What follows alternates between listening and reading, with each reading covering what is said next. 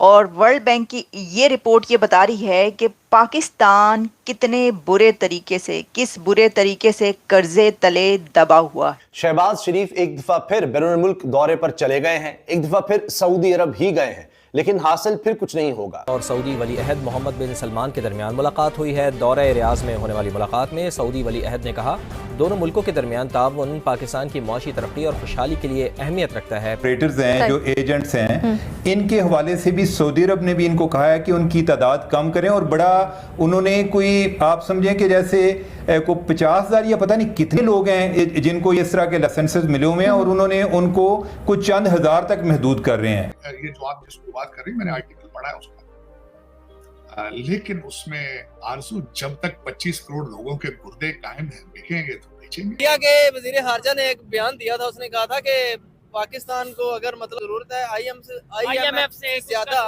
हम इन्हें दे सकते थे। अच्छा, उन्होंने कहा था, ठीक है, वो दुश्मन की बात ही नहीं, वो तो कहते हैं हमारे दुश्मन नहीं। सऊदी अरब से फिर एक बार पाकिस्तानी कटोरा वापस आएगा, इसके पूरे असर अभी सही नजर आ रहे हैं। और पाकिस्तानी मीडिया ने भी खुलकर इस बात को एक्सेप्ट करना चालू कर दिया है कि कुछ भी होने वाला नहीं है, जश्न मत बनाना। कुछ भी होने वाली, पहले कम से कम आज से 10 साल पहले कोई पाकिस्तान का प्रधानमंत्री जाता था सऊदी अरब, तो उसको जाने की, वो यहाँ से उड़ती भी नहीं थी फ्लाइट उसकी, पाकिस्तान में जश्न मनना चालू हो जाता था। अब तो मोटी मदद आएगी, अब कुछ नहीं आता। बहुत सारी चीजें हैं। सऊदी अरब ने खुद ने अपना पैसा बहुत इंपॉर्टेंट जगहों में लगा रखा है, इंफ्रास्ट्रक्चर में लगा रखा है, उसका खुद भी इतना पैसा नहीं है, उसके बाद भी ये मुंह उठा करके चले आएंगे, सिर्फ और सिर्फ कर्जा दे दो, पैसे देते रहो, तो फिर भगाया तो जाएगा ही। और वर्ल्ड बैंक की ये रिपोर्ट ये बता रही है कि पाकिस्तान कितने बुरे तरीके से, किस बुरे तरीके से कर्जे तले दबा हुआ। तो 24 करोड़ में से हर पाकिस्तानी के सर पर ये एक बम गिराने के मुतरादिफ है, जिसमें वर्ल्ड बैंक की रिपोर्ट ने ये बताया है कि पाकिस्तान पर जो एक्सटर्नल डेट है, जो कर्ज़ों का बोझ है, वो कितना ज़्यादा है।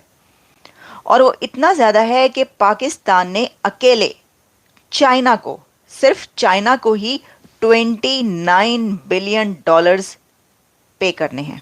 को मज़ीद फ़रोग़ देने पर इत्तेफाक किया है।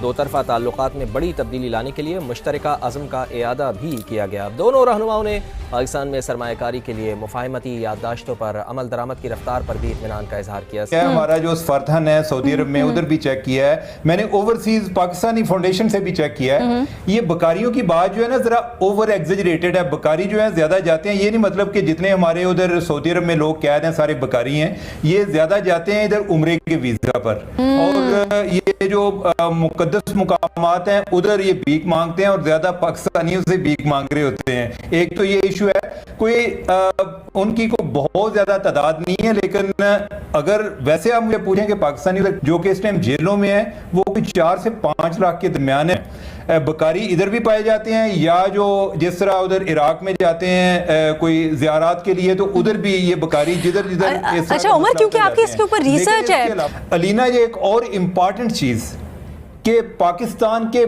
22 अजला हैं जिन पर यूनाइटेड अरब एमिरेट्स ने एक गैर एलानिया तौर पे पाबंदी लगाई हुई है कि ये नहीं है कि वो उसको ऑफिशियली डिक्लेयर नहीं करते। और मैं आपको जो मुतलका लोग हैं उनसे मैंने चेक करके मैं आपको बताना, पाकिस्तान पंजाब के अंदर जो थे पीटीआई के, यहाँ पे बहुत जेलें मौजूद हैं, लेकिन 5,000 से ज्यादा बाहर नहीं निकल सके। लेकिन जिस सूबे में उनकी गवर्नमेंट है, जहां IMF के पैसे आ रहे हैं, वहां से क्रेनें भी आ जाती हैं, पेट्रोल भी आता है, 2-2 हजार रुपए पे डेली मजदूर भी इकट्ठे करके उनको दिहाड़ियों पे लाया जाता है, अफगानी तक हायर किए जाते हैं, और एम्बुलेंस से इस्तेमाल होती हैं, पूरी की पूरी मशीनरी फंडेड। दिल से मुझे ख्वाहिश थी, यहाँ आके ये ख्वाहिश पैदा हुई कि मैं सबसे पहले तो देखूं मैं हूं कौन, मैं किस जगह से आया हूं, मेरा DNA क्या है, और मैं आज जिस हालत में हूं, मैं किस तरह इस हालत में पहुंचा।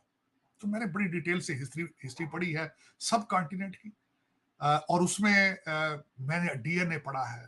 जिन लोगों को वो DNA कह रही है कि तुम पठान हो, बड़े गयूर हो, ये है वो भी बड़े, देखिए ना, ये मैकियावेली को मानने वाले हैं।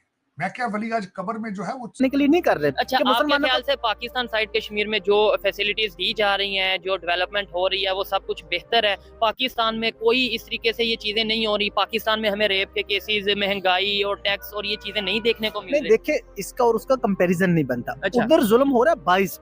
अच्छा, मतलब ठीक है, मतलब वो अनबाइस्ड नहीं है कि वो स्पेशली देखते ये मुस्लिम है तो उसके साथ स्पेशली हो रहा फिर है। ये सऊदी अरेबिया, यूएई, ये क्यों इन्वेस्टमेंट वहाँ पे करते हैं? ओआईसी के जो मेंबर हैं क्यों वहाँ कश्मीर में जाके क्यों इन्वेस्टमेंट कर रहे हैं? प्रोटेक्शन नहीं है तो हम किस तरह कश्मीर की प्रोटेक्शन ठीक कर है। 1965 में देखे जब अयूब खान अमेरिका जाता था तो अमेरिकन प्रेसिडेंट आकर विजिट करता था, उसको इस्तकबाल करता था। क्यों? क्योंकि उस वक्त हमारी इंपोर्ट एंड एक्सपोर्ट $200 अरब तक थी, जो आज 4 अरब है। उसका एक और रीजन ये भी थी कि उस टाइम जो हम यूएस के पॉकेट में थे और यूएस से हमें फंडिंग आ रही थी, सीटो सेंटो का हम जो सा हिस्सा बने हुए थे, उसकी एक रीजन ये भी है। इंडिया में भी एक अरब 40-45 करोड़ की आबादी है, दुनिया की सबसे बड़ी डेमोक्रेसी है। क्या समझते हैं वहां पे इलेक्शन फ्री एंड फेयर होते हैं आपके? उन्होंने बचाने की कोशिश की। मैं इस पार्टीशन के अगर पूछे तो हक में नहीं था। अगर पार्टीशन करनी थी तो या तो सही करते पहले। अच्छा, उस मिडनाइट में मैं जो सीरीज देखी उसमें एक चीज मुझे अंदाजा नहीं पहले था कि ये 2 नेशन थ्योरी नहीं थी, 3 नेशन थ्योरी थी। बंगाल को शुरू से अलग एक जगह बनाने की कोशिश करते रहे हैं। फिर जब डिवाइड किया गया तो सिर्फ 2 सूबे डिवाइड हुए थे, बंगाल और पंजाब।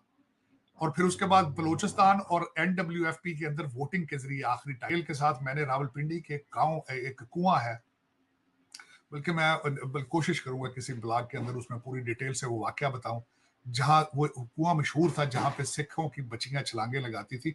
बाप खुद धक्के मारते थे अपनी बच्चियों को कुआं में बचाने के लिए। रावलपिंडी रावलपिंडी के अंदर बहुत बड़ा मैसेकर था। कलकत्ता के अंदर एक रात में 6000 हिंदुओं को मर्डर किया गया। तो इतने माओं के बच्चे मारे आप लोगों ने। $8.79 बिलियन, यानी कि ऑलमोस्ट $29 बिलियन का कर्जा पाकिस्तान के ऊपर है चाइना का। तो हम ये कहें कि चाइना ने पाकिस्तान खरीदा हुआ है, अगर ये कहा जाए तो गलत नहीं होगा कि पाकिस्तान तो चाइना के हाथों बिका हुआ है। चाइना के आगे बिके हुए हैं ना आप, क्योंकि आप $29 बिलियन पे कर सकते हैं। मतलब can you imagine, this is not possible कि आप $29 बिलियन जो है वो पे कर सकें। आप कैसे पे करेंगे चाइना के? चाइना जो कहेगा आप करेंगे, आपको करना पड़ेगा, और चाइना जो कह रहा है वो आप कर रहे हैं। ये तो $9 बिलियन आपने सऊदी अरेबिया के भी देने हैं। अच्छा, उसके बाद जब हम थोड़ा और नीचे उतर आए, as per the report Pakistan external debt reached $130.85 billion in 2023। Pakistan का सिर्फ 2023 के अंदर जो एक्सटर्नल डेट है, कर्जा है, वो $130 बिलियन पर पहुंच चुका है। सऊदी अरब में कई दशकों से यही सिस्टम चलता रहा कि जब भी कोई पाकिस्तान का प्रधानमंत्री आएगा, विदेश मंत्री आएगा, और खास तौर पर अगर आर्मी चीफ आ जाए, तब तो नोटों की गड्डियां बरसाई जाती थी। जो है झोलों में भर भर के पैसा, डॉलर आता था वहां से। मगर पिछले 5-6 सालों में ये ट्रेंड जो है वो पूरी तरीके से हमें बदलता हुआ नजर आया। ट्रेंड पूरी तरीके से पलट गया और यहाँ पर हमें जो चीजें देखने को मिली वो कुछ इस प्रकार थी कि अब पहले तो डॉलर मिलता था, वो रुका, अनाज मिलने लगा, चावल की बोरियां मिलने लगी, वो भी खत्म हो गया। अब कुछ भी नहीं मिलता है। अब स्टे तक नहीं कराते हैं, इनको होटल तक नहीं दिया जाता है। ये अपनी एम्बेसी में रुको, चाहे गेस्ट हाउस में रुको, चाहे कहीं और रुको, हमसे नहीं मतलब, अपना स्टे आप खुद देखिए। इतना ज्यादा सऊदी ने इनके ऊपर रिस्ट्रिक्शंस लगा दिए हैं, फिर भी ये जाते हैं वहां कि शायद फोन तो हमारा उठा नहीं रहे, शायद हम सामने पहुंच जाएंगे तो सामने तो फिर कुछ ना कुछ मजबूरन देना पड़ेगा, ज़कात देनी पड़ेगी। बट ज़कात भी इनको नहीं मिल पाती है सऊदी अरब से आजकल। इस बार भी इससे पहले की प्रस्ताव रखते शहबाज शरीफ अपनी भीख का कि मैं मांगने नहीं आया हूं लेकिन सिचुएशन बहुत खराब है, इस प्रकार की चीजें, उससे पहले ही मुंह बंद कराने का काम शहबाज शरीफ के कर दिया गया।